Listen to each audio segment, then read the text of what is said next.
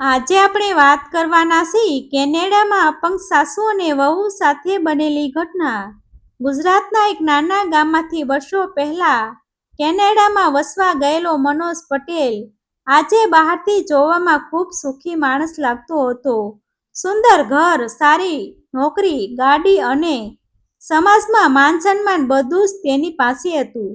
તેની પત્ની નિશા પણ દેખાવમાં ખૂબ જ આધુનિક અને શોખીન સ્વભાવની હતી, પરંતુ આ ઘરની અંદર એક એવું દુઃખ છુપાયેલું હતું જેના વિશે બહારની દુનિયાને જરા પણ ખબર નહોતી. મનોજની માતા કાંતાબા, જેઓ હવે લગભગ 70 વર્ષની ઉંમર પહોંચી ગયા હતા, વર્ષો પહેલા થયેલા અકસ્માતને કારણે એક પગથી અપંગ બની ગયા હતા. તેઓ લાકડીના સહારે ધીમે ધીમે ચાલતા હતા. ચહેરા પર હજારો કરકસરીઓ હતી, પરંતુ આંખોમાં આજે પણ પોતાના દીકરા માટે અનંત પ્રેમ ભરેલો હતો. જ્યારે મનોજ નાનો હતો ત્યારે કાંતાબાએ દિવસ રાત મજૂરી કરીને તેને મોટો કર્યો હતો. પોતે ભૂખ્યા રહીને દીકરાને ભણાવ્યો હતો, તેના દરેક સપના પૂરા કર્યા હતા. અને જ્યારે મનોજ કેનેડા જવા માંગતો હતો ત્યારે પોતાના જીવનની છેલ્લી બચત પણ તેના હાથમાં મૂકી દીધી હતી. કાંતાબા ઘણી વાર ખુરશી પર બેસીને ભગવાનની મૂર્તિ સામે હાથ જોડતા અને કહેતા, હે પ્રભુ, મારા દીકરાને હંમેશા સુખી રાખજો.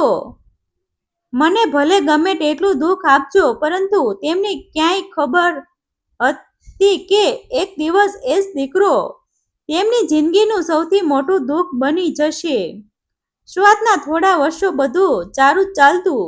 મનોજ પોતાની માતાને ખૂબ પ્રેમ કરતો હતો, પરંતુ સમય જતાં તેની પત્ની નિશાના મનમાં ધીમે ધીમે અહંકાર અને ઘૃણા વધવા લાગી. તેને લાગતું કે અપંગ સાસુના કારણે લોકો તેની મજાક કરે છે. જ્યારે પણ કોઈ મહેમાન ઘરે આવતો ત્યારે નિશા કાંતાબાને પોતાના ઓરડામાં જ રહેવા કહેતી. જો તેઓ બહાર આવી જાય તો નિશાનો ચહેરો ગુસ્સાથી લાલ થઈ જતો. કાંતાબા બધું સમજી જતા હતા, પરંતુ ક્યારેય કોઈ ફરિયાદ કરતા નહોતા. તેઓ મૌન રહીને પોતાના આંસુઓ ભગવાનને અર્પણ કરી દેતા. એક દિવસ બપોરના સમયે નિશાને બહેનપણી રીના તેમના ઘરે આવી. બંને લાંબા સમય પછી મળ્યા હોવાથી ખૂબ ખુશ હતા. ઘરમાં હાસ્ય અને વાતો ચાલી રહી હતી. એ દરમિયાન કાંતાબા ધીમે ધીમે લાકડીના સહારે પાણી લેવા માટે બહાર આવ્યા. તેમની ચાલ જોઈને રીનાએ હસતા હસતા પૂછ્યું, અરે નિશા, આ લંગડી સ્ત્રી કોણ છે? તમારી સાથે રહે છે? આ શબ્દ સાંભળતા જ કાંતાબાના પગ જાણે જમીનમાં જ ખૂંપી ગયા. તેમની આંખોમાં તરત જ આંસુ આવી ગયા. તેમને આશા હતી કે તેમની વહુ ઓછામાં ઓછું એટલું તો કહેશે કે આ મારી સાસુ છે, મારા પતિની માતા છે. પરંતુ નિશાએ જે કહ્યું તે સાંભળીને તો જાણે ભગવાન પણ રડી પડ્યા હોત. નિશા હસતા હસતા બોલી, અરે પૂછશો નહીં, આ મારી સાસુ છે. સરખી રીતે જીવતી પણ નથી અને અમને જીવવા પણ દેતી નથી. મારી જિંદગી બગાડી નાખી છે. લોકો મને કહે છે કે લંગડીની વહુ આવી રહી છે. મને તો લોકો સામે મોઢું બતાવવું મુશ્કેલ થઈ ગયું છે. બંને મહિલાઓ હસવા લાગી. આ શબ્દ કાંતાબાના હૃદયમાં તીરની જેમ વાગ્યા. તેઓ કંઈ બોલ્યા વગર પાછા પોતાના ઓરડામાં ચાલ્યા ગયા.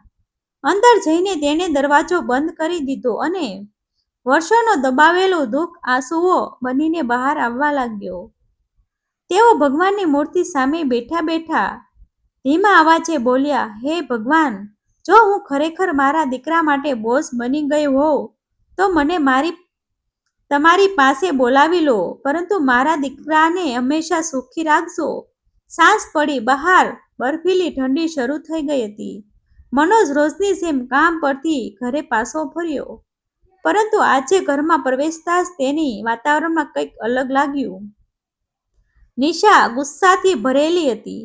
તેણે મનોજને બેસાડ્યો અને ફરીથી સાસુ વિશે ફરિયાદો શરૂ કરી દીધી. હું હવે આ બધું સહન નહીં કરી શકું. લોકો મારી મજાક કરે છે. આખી જિંદગી શું આપણે આ ડોશીની સેવા જ કરતા રહીશું? તમે આજે આને કંઈક મૂકી આવો, નહીં તો હું આ ઘર છોડીને ચાલી જઈશ.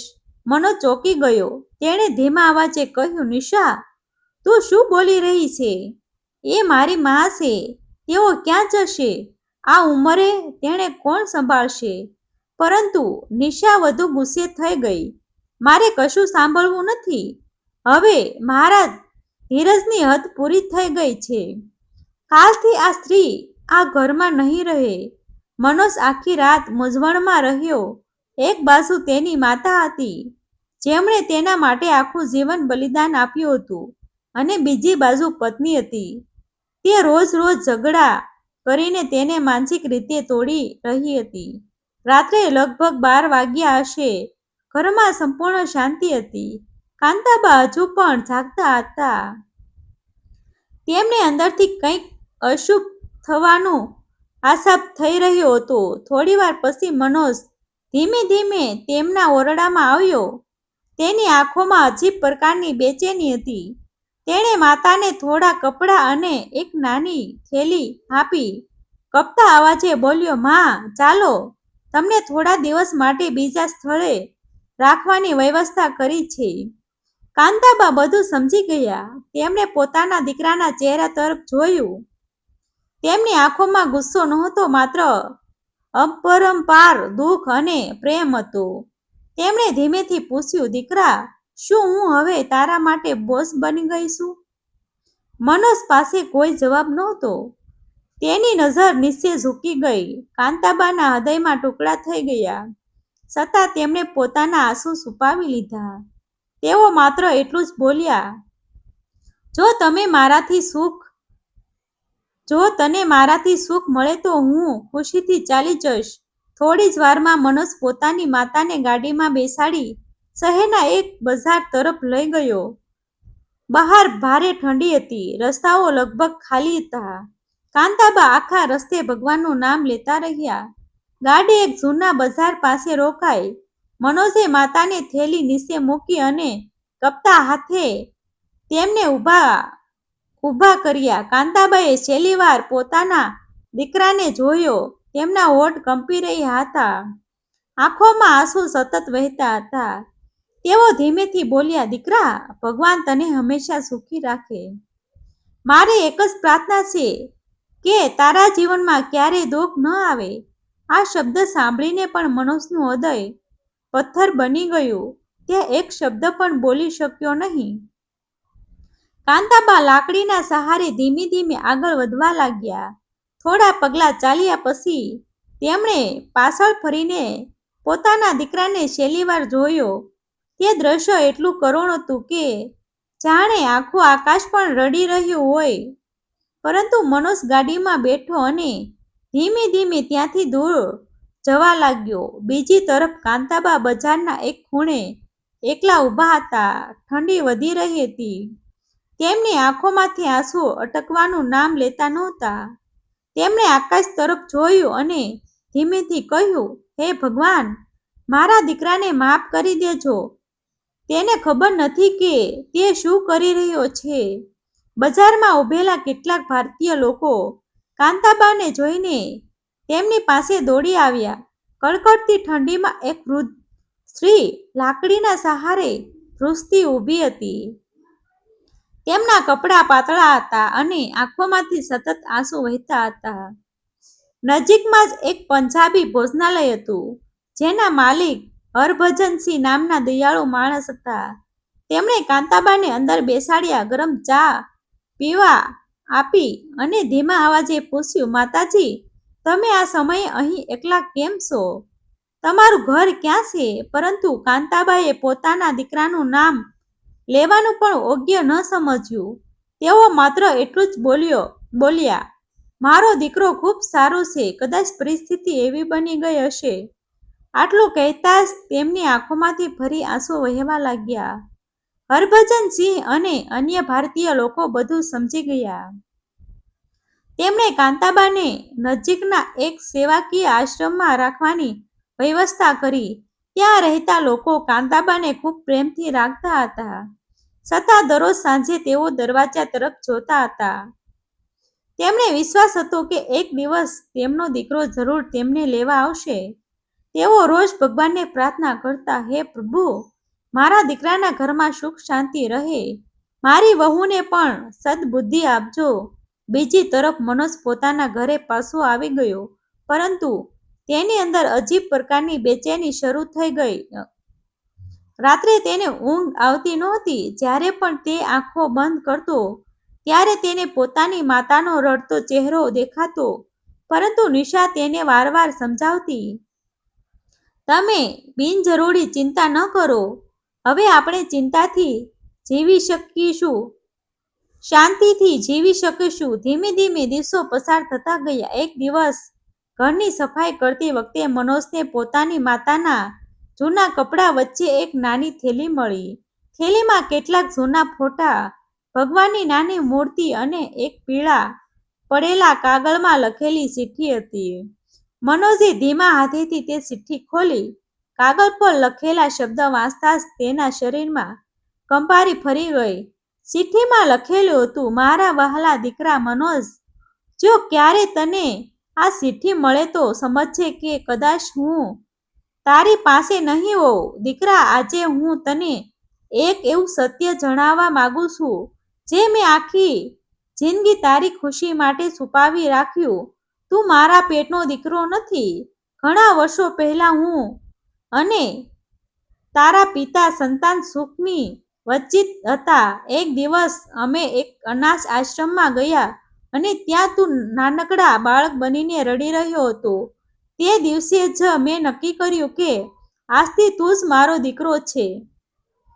મેં તને મારી કુખમાં દીકરાની થી પણ વધારે પ્રેમ આપ્યો. તારા માટે મેં અનેક દુઃખ સહન કર્યા, ભૂખી રહી, મજૂરી કરી, પરંતુ ક્યારે તને પરાયો માન્યો નહીં. જો આજે તું મને ભૂલી ગયો હોય તો પણ મને કોઈ ફરિયાદ નથી. મારી છેલ્લી ઈચ્છા માત્ર એટલી જ છે કે તું અને તારી પત્ની હંમેશા સુખી રહો. ભગવાન તમને દરેક ખુશી આપે. ચિઠ્ઠી વાંચતા જ મનોજના હાથમાંથી કાગળ નીચે પડી ગયો. તેની આંખો પહોળી થઈ ગઈ. શરીર પર જાણે વીજળી પડી હોય એમ તે જમીન પર બેસી ગયો. ના ના, આ ખોટું છે. તે જોર જોરથી રડવા લાગ્યો. વર્ષો સુધી જે સ્ત્રીએ તેણે પોતાની સાચી માતા માની હતી, તે તો તેની સાથે વહીનો સંબંધ ન હોવા છતાં આખું જીવન તેના માટે જીવી હતી. અને તેણે શું કર્યું? વૃદ્ધાવસ્થામાં તેમણે રસ્તા પર મૂકી આવ્યો. મનોજનું હૃદય ફાટી નીકળ્યું. તે તરત જ ઊભો થયો અને ગાડી લઈને બજાર તરફ દોડી ગયો. નિશા તેને રોકવાનો પ્રયાસ કરતી રહી, પરંતુ હવે તે કોઈની વાત સાંભળવા તૈયાર નહોતો. તેની આંખોમાં સતત આંસુ વહેતા હતા. આખા રસ્તે તે માત્ર એક જ વાત બોલતો રહ્યો, માં, મને માફ કરી દેજો. એકવાર મળી જાઓ. થોડી વારમાં તે જ બજારમાં પહોંચ્યો જ્યાં તેણે પોતાની માતાને છોડી હતી. ત્યાં જઈ તેણે દરેક વ્યક્તિને પૂછવાનું શરૂ કર્યું. આખરે તેની મુલાકાત હરભજનસિંહ સાથે થઈ. મનોજે ધ્રુજતા અવાજે પૂછ્યું, અહીં 2 મહિના પહેલા એક અપંગ વૃદ્ધ માતા આવ્યા હતા. તેઓ ક્યાં છે? મને મારી માતા પાસે લઈ જાઓ.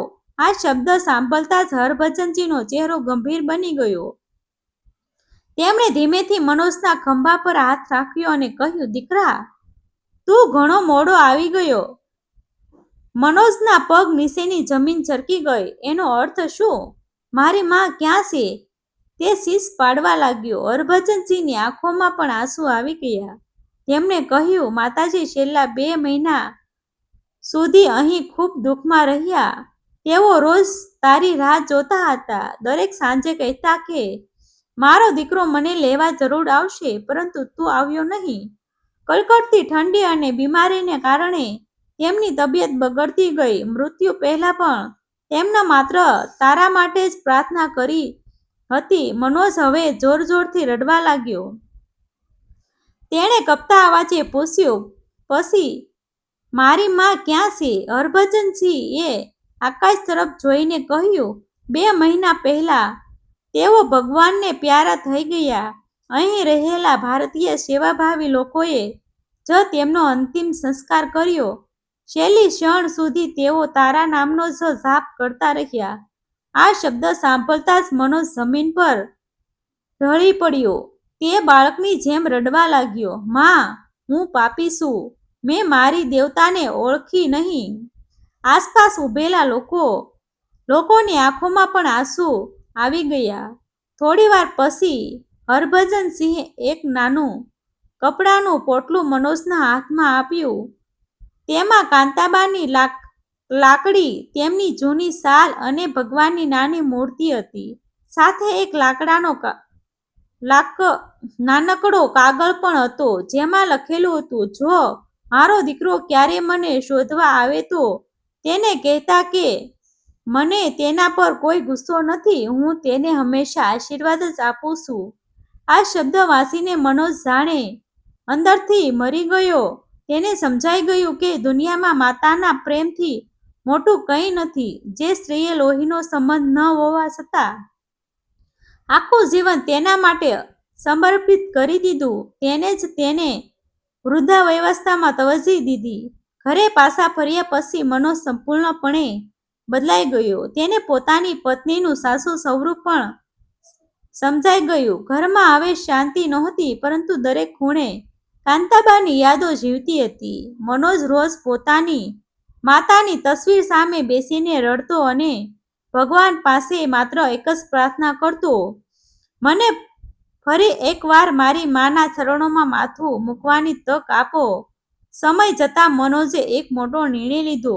તેણે વૃદ્ધ અને નિરાધાર લોકોની સેવા શરૂ કરી.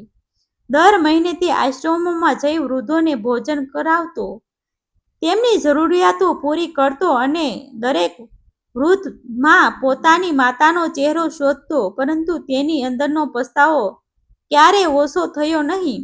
કહેવાય છે કે દુનિયામાં દરેક ભૂલનો ઉપાય હોય છે, પરંતુ માતા પિતાના દિલને દુઃખ આપવાની ભૂલનો કોઈ ઉપાય નથી. પૈસા, સંપત્તિ અને પ્રતિષ્ઠા બધું મળી શકે, પરંતુ એકવાર માતા પિતાનો આશીર્વાદ ખોવાઈ જાય પછી આખી જિંદગી પસ્તાવો જ હાથમાં રહે છે. શિક્ષા, જે માતા પિતા આપણને આંગળી પકડીને ચાલતા શીખવે છે, તેમની વૃદ્ધાવસ્થામાં તેમને બોજ માનવું અને જીવનનું સૌથી મોટું પાપ છે. કારણ કે જ્યારે આખી દુનિયા સાથ છોડી દેશે, ત્યારે માતા પિતાની પ્રાર્થના જ આપણને સાચવી રાખે છે. પરંતુ જો એ પ્રાર્થના આપનાર જ દૂર થઈ જાય, તો પછી જીવનભર આંસુ સિવાય કંઈ બાકી રહેતું નથી. આભાર મિત્રો. ગમે તો શેર કરો.